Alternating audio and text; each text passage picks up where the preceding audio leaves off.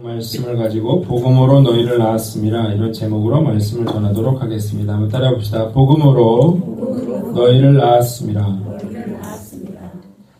2015년도가 정말 몇 달 안 남았어요. 몇 달 남았죠? 2달 조금 더 남았습니다. 2015년도도 사실 익숙하지가 않아요. 여기 쓸 때. 그런데 우리는 조금 있으면 2016이라고 날짜를 써야 되는 그런 상황이 됐어요. 또 달갑지 않게 한 살을 또 먹어야 되는 그런 상황이 됐어요. 시간이 얼마나 빠른지 모르겠습니다. 지난 10월 21일 날 영화가 하나 개봉이 됐는데 아세요? 백투더퓨처라는 그런 영화를 재개봉을 했다 그래요. 이 영화는 1985년도 10월 21일에 이제 이 영화가 개봉이 됐는데, 이 영화가 어떤 설정인가요? 이 미래, 30년 뒤의 미래로 이 자동차를 타고 이제 미래 여행을 하는 그런 내용이거든요. 이 30년 후가 바로 엊그제였죠. 2015년 10월 21일이었다는 거죠. 그런데 이 영화가 화제가 되고 있는 것은 그 당시에 이제 이 영화에서 2015년이 어떨 것이다 라고 예상했던 그런 내용들이 있는데, 뭐 거의 많은 것들이 현실화됐다는 거예요. 주인공 마티가 여기 이 영화에서 이제 미래로 와서 2015년도로 와서 이제 스케이트보드를 타는데 이제 나르는 스케이트보드를 타거든요. 근데 이거를 실제로 만들었다 그래요. 호버보드라고 하는 제품으로 개발이 됐다고 그러고. 그리고 영화 속에 이제 30년 후니까 자기 자식들이 얼굴에 이제 웨어러블 기기를 착용하고 TV를 보거나 전화를 받는 장면이 나오는데 이것은 구글 글래스로 실현이 됐고, 또 벽걸이 TV라든지 아니면 화상대화라든지 홀로그램이라든지 이런 지문인식 이런 것들이 이미 이제 상용화가 됐습니다. 단지 이제 하늘을 나는 자동차들이 이 영화에 나오는데 그것도 개발이 됐다 그래요. 그리고 자기장을 이용해서 나는 그 95km 정도 달릴 수 있다 그러고, 그리고 그거 아니어도 자동차처럼 달리다 날개를 펴고 나는 자동차가 2017년이면 뭐 상용화가 될 것이다. 그런 얘기가 나오니까 참 대단한 영화다. 30년을 이렇게 잘 맞출 수가 있나. 그런 생각이 들어요. 1985년이면 제가 고등학교 2학년 때입니다. 85년생 누굽니까? 1985년생. 85년생이 30살이. 한번 손들어 85년. 없어. 우리 교회는 85년생. 86년생은 있나요? 86년생. 울지 마세요.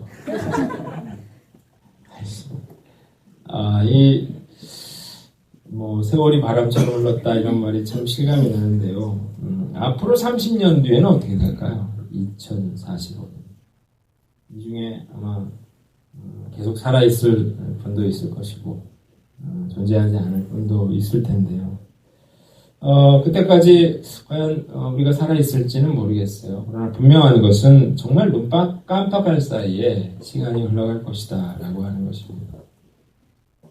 시간이 빠르다라는 사실을 우리가 실감한다면 한번 생각해 봐야겠죠. 내가 지금까지 인생을 잘 살아왔나. 이 귀중한 시간, 얼마 남았는지 모를 이 시간을 내가 혹시 헛되게 쓸데없는 데다가 낭비하면서 살진 않았나. 우리가 한번 생각해 봐야 됩니다. 많은 사람들이 얼마나 시간을 낭비하면서 사는지 몰라요. 어떤 소년이 길을 가다가 큰 돈을 주었습니다. 얼마나 기뻤는지 몰라요. 그래서 그는 길을 걸을 때마다 혹시 땅바닥에 뭐가 떨어져 있지 않나 유심히 땅을 바라보면서 살게 됐어요. 바닥을 쳐다보면 쳐다볼수록 이 땅바닥에 많은 것들이 있다는 사실을 알게 됐습니다. 많은 것들을 줍게 됐어요. 결국 그는 학교도 포기하고 매일 땅만 쳐다보고 살았어요. 그가 일생 동안 길에서 물건을 주었는데 그가 주운 것들을 보면 단추가 29,519개, 머리핀이 54,172개, 동전 수만 개, 그 외에 자질구레한 것들을 많이 주었어요. 그런데 그 땅을 쳐다보면서 사노라고 푸른 하늘과 지상의 꽃과 새와 자연의 아름다움을 볼 기회를 잃어버렸어요. 그리고 결혼할 기회도 놓쳤고 일평생 넉마주의로 살게 됐습니다. 어느 날 땅바닥만 보고 길을 걷던 그는 달려오던 차를 피하지 못하고 사고를 당해 죽고 말았다고는. 이런 사람의 이야기 우리 주변에 얼마나 많은지 모릅니다. 예전에 보니까 TV에 보니까 자기 집에다가 그런 고물 쓰레기들을 잔뜩 끌어오는 사람들이 있었어요. 마당에다가 그런 고물들을 채우고 그리고 또 마루에다가 또 딴 데 채우고 그리고 방에다 다 채워가지고 보니까 자기 집에 들어가서 자기 누울 공간도 나오지 않을 만큼 쓰레기 같은 것들로 가득 채워놨더라고요. 지붕에까지 이렇게 가득 쌓는데 은평구에 있는 거 내가 하나 봤는데 그거 없어졌는지 모르겠어요. 신사동에 제가 그걸 봤거든요. 그 사람의 인생의 목적은 뭔가 이런 쓰레기 고물 줍는 것이 아닌가 그런 생각이 들어요. 우리 교회 주변에도 이런 분이 한 분 있어요. 폐지를 줍는 그런 할머니인데요. 며칠 전에도 이 앞에서 매일 옵니다. 와서 종이박스 이런 것들 폐지들을 실어갑니다. 그래서 제가 뭐라고 한 적이 있어요. 할머니한테. 할머니가 우리가 종이박스에다가 그 어떤 병이라든지 이런 걸 놔두면 이렇게 버리면 이걸 홀라당 뒤집어 버리고 가면 이거 완전히 난장판이 되잖아요. 그래서 제발 가져가시더라도 이거를 이렇게 좀 싸서 가져가시든지 그렇게 해달라고 부탁을 한 적이 있어요. 그런데 깜짝 놀랄 일은 뭐냐면 이 할머니가 부자라는 사실이에요. 네, 여기 땅 있잖아요. 땅 주인이래요. 바닥에 이 땅이 비싼 땅이거든요. 깜짝 놀랐죠? 나도 깜짝 놀랐어요. 이 할머니가 화려한 옷으로 맨날 이거 불편한 다리로 해가지고 개 한 마리 끌고 폐지를 주소로 다니는 이 할머니가 이 땅 주인이래요. 무시하면 안 돼요. 나보다 훨씬 낫구나 속으로 그런 생각이에요. 그런데 제가 이 할머니를 볼 때마다 마음이 아파요. 이 할머니가 과연 언제까지 여기에 나타날 수 있을까 그런 생각을 해보는 거죠. 돈을 얼마나 많이 모아놨는지는 모르겠지만 참 인생이 매일매일 일어나서 폐지 줍는다고 인생을 허비했다. 참 안타까운 일이 아닌가. 우리가 남은 인생을 한번 생각해 보자고. 참 귀중한 인생인데 여러분들이 내가 살아온 인생을 볼 때 내가 살아온 인생은 참 가치 있는 그런 인생이었나요? 스스로에게 한번 물어보라고요. 나는 그 사람들처럼 쓰레기나 이런 것들을 주우며 살지는 않았지만 먹고 사느라 정신없이 또 세상의 즐거움을 쫓느라 귀한 세월을 막 낭비하면서 살지는 않았는지 우리가 한번 돌아보고 오늘 말씀을 통해서 만약 그렇게 살았다면 지금부터라도 달리 살기로 결단해야 됩니다. 왜냐하면 우리가 남은 시간들이 얼마 많지 않기 때문에 그래요. 오늘 우리가 읽은 본문의 말씀은 사도 바울의 이야기인데요. 자, 기독교 역사상 가장 위대한 사람 꼽으면 사도 바울입니다. 왜 사도 바울을 가리켜 가장 위대한 사람이라고 합니까? 그것은 사도 바울이 가장 가치 있는 일에 자기 인생을 투자했기 때문에 그런 거예요. 자, 오늘 우리가 읽은 본문 사도 바울이 복음을 전하고 고린도 교회를 세우기 위해서 얼마나 피나는 수고와 노력을 기울였는지 우리에게 보여줍니다. 9절을 보세요. 사도 바울은 하나님이 자신들을 죽이기로 작정된 자같이 끄트머리에 두셔서 온 세계와 천사와 사람에게 구경거리가 되었다고 했어요. 비천하고 줄이고 목마르고 헐벗고 매맞으며 정처가 없고 수고하여 친히 손으로 일을 하며 모욕을 당한 즉 축복하고 박해를 받은 즉 참고 비방을 받은 즉 권면하니 우리가 지금까지 세상의 더러운 것과 만물의 찌꺼기같이 되었다. 이렇게 이야기를 했어요. 얼마나 복음을 전하느라고 고생을 했는지 몰라요. 그러면서 뭐라고 했어요? 내가 복음으로써 너희를 낳았다. 이렇게 말할 만큼 참 힘들고 어려운 인생을 살았다. 뭘 위해서? 복음 전하는 일을 위해서라고 하는 거죠. 세상의 더러운 것과 만물의 찌꺼기 같이 될 만큼 미움받고 박해받으면서까지 모든 기득권을 버리고 복음을 위해서 살았다는 거예요. 그 이유는 뭐예요? 그것이 가장 가치 있는 인생이었기 때문이죠. 왜 그토록 복음 전하는 게 가치 있는 일인가? 첫째로, 자, 복음이 사람의 인생을 변화시키기 때문입니다. 한번 따라합시다. 복음이 사람의 인생을 변화시킨다. 자, 우리가 분명히 알 수 있겠죠. 지난주 우리가 윤복희 권사님 이야기를 들었는데요. 무엇이 그분의 인생을 변화시켰나요? 복음이죠. 예수님이 나를 위해서 죽었다는 것, 내 죄를 사해 주셨다는 것, 내가 하나님의 자녀가 되었다는 것. 그래서 어떻게 해요? 전혀 다른 그런 인생을 살게 되는 거예요. 사도 바울도 마찬가지죠. 사도 바울이 과거에는 예수님 믿자들을 핍박하고 죽이는 그런 자였지만 예수 믿고 전혀 다른 복음 증거자의 삶을 살게 됩니다. 자, 그런데 이 복음을 증거하다가 참 어려움을 많이 겪었습니다. 디모데후서를 보면 그를 따르던 모든 사람들이 자기를 떠났어요. 그런 차디찬 그런 감옥에 갇히게 됩니다. 추위와 배고픔에 떨고 있는데도 불구하고 그는 좌절하거나 낙심하거나 절망하지 않더라는 거죠. 그리고 그 자신에게 예비된 그러한 멸류관을 바라보면서 믿음으로 죽음을 맞이하는 그런 모습을 보면서 야, 정말 복음이라고 하는 것이 정말 대단한 능력이 있구나라고 하는 생각을 해봅니다. 여러분 아내에게 바치는 노래 아시나요? 어떻게 하는 거죠? 젖은 손 위에 초로와 살며시 이렇게 하는 건가요? 이런 노래가 있는데 이 노래 누가 지었는지 혹시 아세요? 조음파라고 하는 작곡가가 지었습니다. 이분 유명한 분인데요. 태진아 씨의 옥경이도 지은 오늘 오지 않았나요? 옥경이? 네. 저분이 옥경인데 내가 그래. 얘기를 하면 안 된다 그랬는데 제가 그 얘기를 싫어한다 그랬는데 용서해 주십시오. 옥경이를 지은 사람이 조음파 쓰고 그 다음에 이제 저도 좋아했던 노래 칠갑산 홍반매는 아시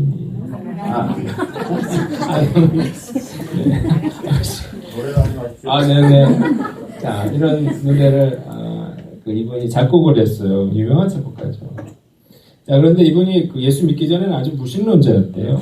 그러면서, 자기 부모님은 예수를 믿고, 자기 동생들도 예수를 믿었는데, 자기 생각에 예수님을 믿는 건 그런 뭔가 의지하기 위해서 자기적인 뭔가를 만들어낸 것이다. 그렇게 생각했다는 거예요. 그러다가 어느 날 자기 아버지가 교통사고로 갑자기 돌아가시게 됩니다. 생전에 그렇게도 건강하고 당당하던 아버지가 자기 의지와 상관없이 이렇게 시신으로 누워 있는 것을 보고 충격을 받아요. 그러면서 슬프다는 느낌보다는 인생에 대한 깊은 허무감, 절망감을 맛보게 됩니다. 이렇게 살다가 죽는 것이 인생이구나 이런 고민을 한 거죠. 자신의 곡들이 히트하고 그래서 유명한 자기 이름이 알려지고 경제적으로도 풍족해졌지만 이런 죽음에 대한 두려움, 마음의 공허함 이런 것들이 사라지지가 않더라는 거예요. 왜 사람은 죽어야만 할까? 죽은 뒤에는 어디로 가는 것일까를 고민하게 됐어요. 그런데 80년대 초에 개인적인 사정으로 이제 가족들과 떨어져서 이분이 하숙 생활을 하게 됐대요. 주인이 독실한 기독교인으로서 장로님이었는데 참 친절하게 자기를 대해줬다고 했어요. 얼마나 친절하냐면은 저희가 아침에 나와보니까 이 주인 아저씨가 자기 구두를 닦고 있다는 거예요. 왜 이러시냐고. 그랬더니 이분이 웃으면서 이렇게 이야기를 했어요. 조 선생, 더러운 구두도 깨끗하게 닦으니까 반짝반짝 빛나고 좋죠. 우리 몸이나 옷도 더러워지면 씻으면 깨끗해질 수 있습니다. 그런데 우리 영혼이 병들고 더러워지면 어떻게 하면 좋을까요? 영혼이 더러워지면 어떻게 하면 좋을지. 그 질문이 자기 머리에 이렇게 뇌리에 남았어요. 뱅뱅 돌았어요. 그리고 잠을 이룰 수가 없었습니다. 그러던 어느 날 밤새 이렇게 뒤척이다가 화장실을 가던 중에서 이제 그 장로님 네 분이 자기 뭔가 이렇게 울면서 기도하는 소리를 들었어요. 그래서 저분은 도대체 잠도 안 자고 뭘 이렇게 위해서 열심히 기도하나 하더니 이렇게 기도를 하더라는 거죠. 우리 집 하숙생인 조은파 씨가 예수 믿고 구원받게 해주세요. 하나님 저 영혼을 불쌍히 여겨주세요. 이렇게 기도하더라는 거예요. 그래서 이분이 충격을 받았습니다. 이런 새벽에 일어나서 기도하는 것도 놀라운데 자기 자신을 위해서 기도를 하는 게 아니라 나를 위해서 이렇게 기도를 하는구나. 깜짝 놀랐죠. 그러면서 자기 어머니 생각이 났어요.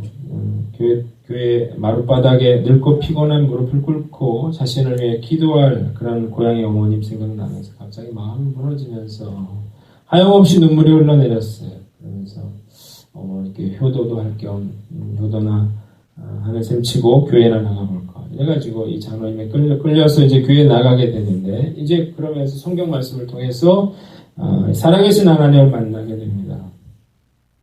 그러면서 전혀 다른 인생을 이제 살게 되는 거죠. 자기가 누구인지, 어디로 갈 사람인지, 죽음의 의미는 무엇인지를 그가 깨닫고, 그러고 나니까 마음에 평안이 오더라는 거예요. 인생관이 달라지더라는 거예요. 삶의 의미와 목적이 달라지더라는 거죠. 인생의 성공을 위해서 달려가던 삶이 이제는 주님의 나라와 영광을 위해 달려가는 삶으로 바뀌었다. 이렇게 간증을 했어요. 그러면서 자신과 불편한 관계에 있던 모든 사람을 찾아갔어요. 화해했고 아픔을 준 모든 사람을 용서할 수 있었다고 했습니다. 교회가 뭔가 이렇게 나눠줄 수가 있어요. 그러나 교회가 사람들에게 줄 수 있는 가장 큰 선물은 이런 뭔가 물건이 아니라 돈이 아니라 복음이죠. 인생은 아무리 잘 살려고 노력해도 실패할 수밖에 없는 게 인생이거든요. 아무리 잘 살아도 결국 죽을 수밖에 없는 게 인생이거든요. 그러니까 중요한 건 뭐예요? 궁극적인 그런 인생의 문제를 해결해 줄 수 있는 복음을 전해주는 게 가장 중요한 거라는 것이죠. 우리가 나이가 들어갈수록 점점 깨닫게 되는 거예요. 내 힘으로 내가 통제할 수 있는 것이 하나도 없거나 내 힘으로 해결할 수 있는 문제가 하나도 없구나 라고 하는 사실을 비로소 깨닫게 되는 거거든요. 우리가 누군가에게 복음을 전해주면 그 사람이 언젠가 알게 됩니다. 복음이라고 하는 것이 예수님의 죽으심과 부활하심이 얼마나 큰 축복인지를 나중에 자기가 얼마나 놀라운 선물을 받았는지를 깨닫게 돼요. 그리고 부활의 날을 소망하면서 기쁨과 감사함으로 살게 되는 거예요. 그래서 복음이 중요하다고 이야기하는 것입니다. 두 번째로 복음은 생명을 구하기 때문에 중요합니다. 한번 따라합시다. 복음은 생명을 구한다. 자, 예수님이 전하나요? 지옥 가니까 전하는 거예요. 그냥 뭐 변화 안 되면 어떻습니까? 이 세상에서 잘 못 살면 어떻습니까? 두려움 가운데 살면 어떻습니까? 문제는 거기서 그치는 게 아니라 예수님 믿지 않는 사람은 지옥에 가기 때문에 문제가 됩니다. 왜 그래요? 죄값을 치러야죠. 우리가 죄 짓지 않은 사람이 한 사람도 없잖아요. 히브리서 9장 23절에 한 번 죽는 것은 정하신 이치요 그 후에는 심판이 있으리니 그렇게 이야기를 했거든요. 예수님이 무려 신약성경의 복음서에 보면 18번이나 지옥에 대해서 아주 상세하게 설명을 하고 계셔요. 그런데 사람들은 지옥에 대해서 유치하게 생각하죠. 지옥에 대해서 말하면 무식한 사람으로 취급하죠. 그러면서 눈에 존재하지 않는 것은, 모르는 것은 존재하지 않는다 이렇게 생각하면서 지옥은 없다, 죽으면 끝이다 이렇게 생각하는데 예수님 입에서 18번이나 지옥에 가서는 안 된다고 경고하시는 그 내용을 우리는 무시해서는 안 돼요. 지옥에 안 가려면 어떻게 해요? 예수님 믿어야 됩니다. 이걸 사도 바울이 알았다고요. 그래서 어떻게 해요? 더러운 것과 찢기같이 되는 것까지 참고 한 사람 구원하려고 그렇게 애를 썼던 거예요. 제가 병원에 요즘 이렇게 들락날락 하면서 참 의사들이 힘들겠다 그런 생각을 합니다. 수술 시간이 이렇게 보면 뭐 짧게 끝나는 것도 있지만 수술 시간이 길어지면 5시간도 하고 6시간도 하고 그런 심장 수술 같은 거 하는 거 보니까 12시간도 하고 뭐 머리가 이렇게 붙어있는 쌍둥이 같은 경우는 24시간 뭐 이렇게도 수술을 하더라고요. 얼마나 힘들까 그런 생각이 들어요. 시골의사 박경철 씨의 책에 보면은 교통사고 당해서 응급실에 도착한 환자들에 대한 수술 이야기가 나와요. 부딪히면서 갈비뼈가 부러지면서 혈관이나 대동맥이 찢어지게 되면은 수술할 때 엄청난 피가 출혈이 일어난다는 거예요. 폭포수처럼 나오는 그러한 피를 막기 위해서 10시간씩 사투를 벌이다 보면 입이 마르고 심장이 두근거리고 손이 떨린다 그래요. 도대체 10시간 동안 어떻게 거기 있을까? 배도 고프고 뭐 화장실도 가야 되고 이런데 다 벌려놓고 참 나가기가 힘든 거 아니겠어요? 그래서 특별히 흉부외과 이런 의사들의 삶은 참 고달픕니다. 뭐 그런 의사, 뭐 성형외과 의사, 피부과 의사, 돈 벌고 쉬운 그런 의사 말고 이런 흉부외과 의사는 잠을 자다가도 호출이 오면 이제 달려 나가야 되고 수술 시간이 길다 보니까 뭐 끼니도 제대로 챙겨 먹지 못하게 되고 뿐만 아니라 스트레스가 엄청나다는 거예요. 자기가 치료하는 환자가 자기 손에서 죽는 걸 보면 그 스트레스는 어떻게 감당이 안 된다는 거예요. 죄책감과 뭐 이런 것들. 내가 이렇게 하지 말았어야 되는데 그런 거죠.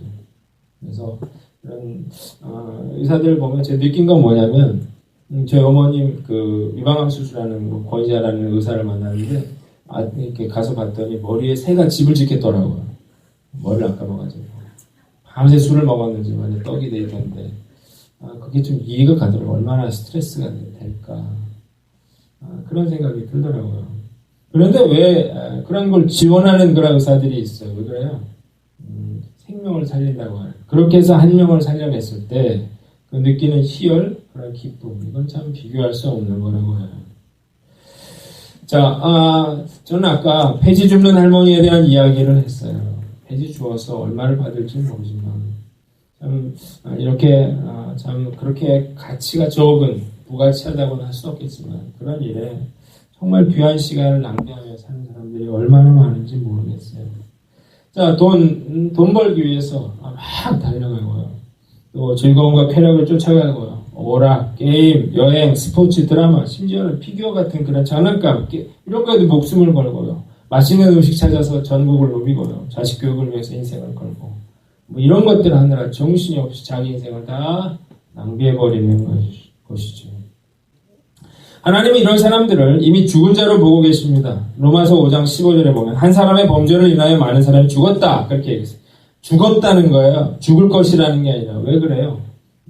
결국 그게 의미가 없는 거거든요.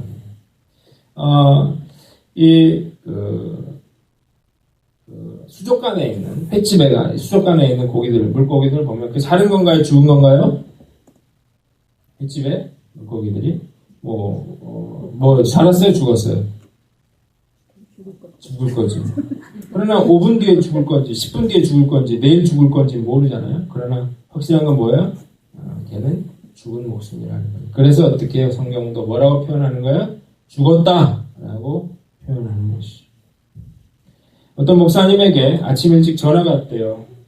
어떤 사람이 전화를 했는데 나이는 60세고 교회 근처에 살고 있는 사람인데 간경화로 죽음을 눈앞에 두고 있었습니다. 그런데 이 목사님이 뭘 부탁했냐면 세례를 좀 받게 해주죠. 목사님이 병원에 갔어요. 가서 보니까 병에 찌들어서 초췌한 모습으로 누워있는데 이미 죽음의 그림자가 드리워져 있고 두려움에 질려 있었습니다. 이 사람을 보면서 목사님은 영혼에 대한 그런 연민과 더불어 화가 나더라는 거죠. 도대체 지금까지 뭘 하다가 이제야 주님을 찾나. 자, 많은 사람들이 이렇게 점점 죽음을 향해서 달려가고 있음에도 불구하고 내가 아무것도 하고 있지는 않는, 내가 정말 의미 없는 일에 내 귀한 삶을 그렇게 낭비하고 있지는 않는가.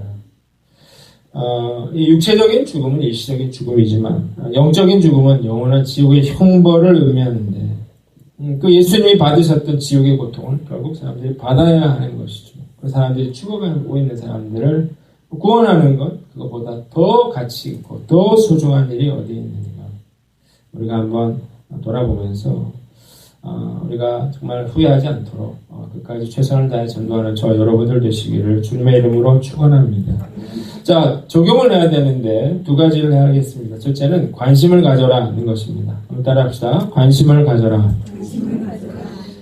전도하라 그러면 목사님 잘 전도할 사람이 없는데요 이렇게 얘기를 해요. 그게 아니에요. 전도할 사람이 없어서 전도를 못하는 게 아니라 관심이 없어서 못하는 것입니다. 여러분들이 차를 한 대 내가 산다고 생각을 한번 해보세요. 내가 무슨 차를 살 것인가. 그러면요 내가 사려고 하는 차가 지나가면 그 차에 자기도 모르게 눈이 가게 돼 있습니다. 그리고 인터넷으로 자기가 사려고 하는 차를 찾아보게 돼 있어요. 그 전에는 전혀 눈에 들어오지 않던 차가 자기도 모르게 어떻게 해요? 그 관심을 갖게 되는 것이죠. 그건 왜? 내가 살려는 마음이 있기 때문에 그런 거예요. 자, 전도도 마찬가지예요. 이런 관심, 작은 관심으로 하는 것입니다. 제가 조은파 씨 얘기를 했는데, 이분이 이제 결단을 하게 돼요. 내가 은혜를 많이 받았는데, 이제부터 내가 복음을 전하는 사람으로 살아야 되겠다. 그렇게 이제 결심을 했어요. 그리고 전도를 하려고 그러는데, 도대체 전도할 사람이 하나도 없더라는 거죠. 자기가 이렇게 차를 타고 이렇게 가고 있는데, 그때 자기가 그 회사에서 준 캐딜락을 타고 있었대요. 뭐 굉장히 좋은 차였죠, 그 당시에.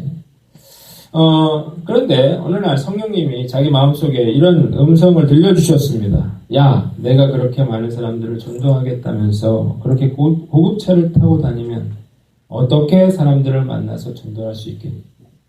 이야기를 듣고 아, 그렇구나 라고 하는 사실을 깨달았어요. 그래서 깨달음이 와서 그 차를 회사에 반납을 했대요. 그러고 나서 버스표와 전철카드를 준비해서 버스와 지하철을 타고 다니면서 복음을 전하기 시작했답니다.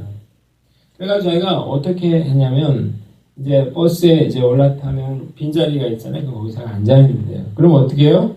사람들이 그 앞에 서죠? 그러면,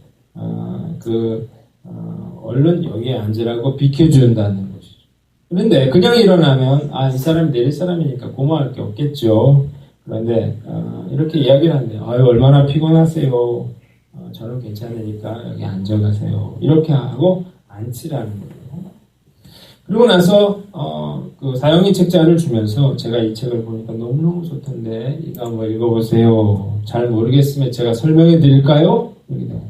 그 사람은 자기 내릴 때까지 어떻게 돼요? 거기 앉아 있어야 되니까요. 좋아요. 이런 이야기들을 자기가 하면서 전도를 하게 됐다는 거죠. 자리는 양보받았죠. 자기는 내릴 때까지는 어떻게 딴 데 갈 수도 없죠. 그러니까 그걸 다 듣고 있어야 되더라는 거죠.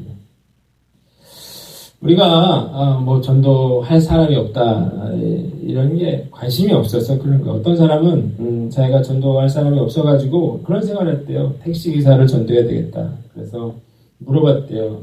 1시간 택시 타면 얼마를 법니까? 그랬더니 5만 원 번다고 했대요. 그래서 내가 그러면 아저씨 5만 원 줄 테니까 나랑 같이 교회 가자. 그런 거죠. 그래서 내가 가는 차비까지 주겠다. 5만 원을 더해서 줄 테니까 와서 우리 교회에서 예배를 드려달라. 그렇게 얘기를 했대요. 그래서 사람들을 데려갔는데 그때 예수 믿겠다고 손 들고 앞으로 나간 그런 택시기사가 있었다는 이야기를 간증을 한 적이 있었거든요.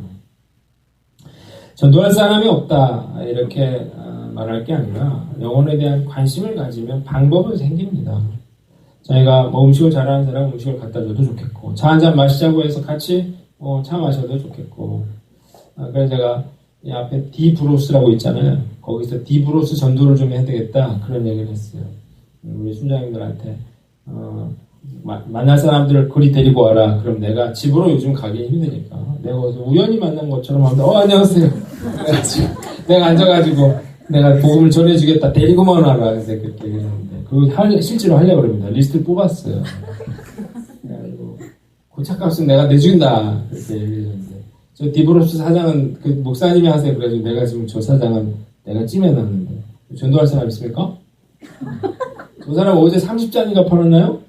우리한테? 한인교회? 30잔 팔았어요 우리한테. 우리 돈 엄청 벌어줬거든요. 교회 한번 나오라고 내가 할 거예요. 네, 당연히 하죠. 우리가 거기서 다 먹은 게 얼마. 우리가 관심을 가지면 방법이 생깁니다. 나름대로 여러분들이 그런 관심을 갖고 열심히 전도하시기를 주님의 이름으로 축원합니다. 마지막으로 희생하라 하는 거예요. 한번 따라합시다. 희생하라. 사도 바울은 뭐라고 했어요? 복음을 전하기 위해서 더러운 것과 찌꺼기같이 되었다 그랬어요. 참 많은 희생을 했어요. 자, 나는 주님을 위해서 뭘 희생했는가? 여러분들 한번 스스로 한번 생각을 해보세요. 나는 주님을 위해서 사도 바울처럼 내가 정말 아이를 낳는 수고처럼 그런 희생과 헌신을 하며 살았나? 제가 오늘 우리 김영희 집사님 위해서 우리가 모금을 할 텐데요. 김영희 집사님 지난주 수요일날 신장 이식 수술을 했잖아요. 우리 성도들이 정말 열심히 기도했습니다. 참 생각을 해보면 8년 동안 투석을 하루에 5번인가요? 5번씩 매일 얼마나 힘들었겠어요. 그걸 하면서도 정말 얼마나 열심히 봉사했는지 모릅니다. 여자훈련, 사역훈련 받으신 분들은 알겠지만 진짜 열심히 했어요. 진짜 열심히 해줬어요. 그리고 순장으로 얼마 전까지 수고했죠. 그리고 교사도 정말 그 몸으로 교사 회의도 있는데 제 방에서 투석해가면서 교사로 헌신했고, 그리고 수요일 날에 중보기도 팀장을 하면서 자기도 힘든데 힘든 사람들 위해서 기도해야 된다면서 중보기도 팀장으로 참 오랜 시간 기도를 해줬습니다.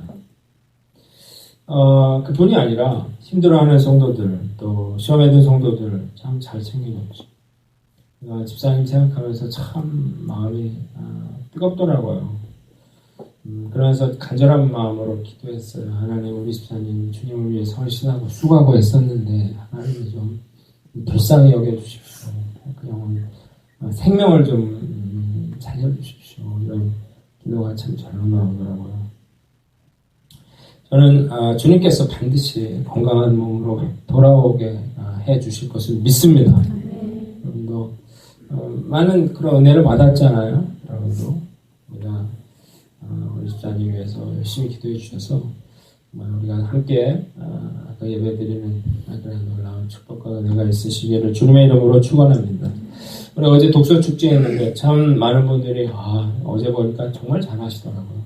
많은 어제 한 150명 이상 왔는데 그 사람들 다 먹이고 또 이렇게 우리 또 중학교 애들 것까지 해가지고 열심히 잘 섬겨줬는데 여러분들 그 많은 일을 왜 했나요? 우리가 최민 선생님이 그 사무실에서 애들을 이렇게 코스별로 들어오게 해서 아이들에게 뭘 전했어요? 복음을 전했다고. 천국과 지옥이 있다. 너희가 어느 길을 선택할 것인가. 그거를 아이들에게 전하는 그런 내가 그걸 보면서 너무 감사하고 우리 모든 수고와 희생 이런 걸 통해서 참 귀한 일을 했다. 이런 생각이 들더라고요. 수고하신 분들께 진심으로 감사를 드리고 우리가 분명히 알아야 될 것은 희생 없이는 영광도 없다는 거예요. 우리가 나는 지금까지 뭘 위해서 희생해 왔는가. 내가 아무것도 내가 얻은 것이 없다면 그 이유가 뭐예요? 내가 가치 있는 일에 희생하지 않았기 때문에 그래요. 우리가 인생이 말씀 마치겠습니다. 나에게 많은 시간이 무한정 남아있는 것이 아니라 얼만큼 시간이 남아있을지 모릅니다.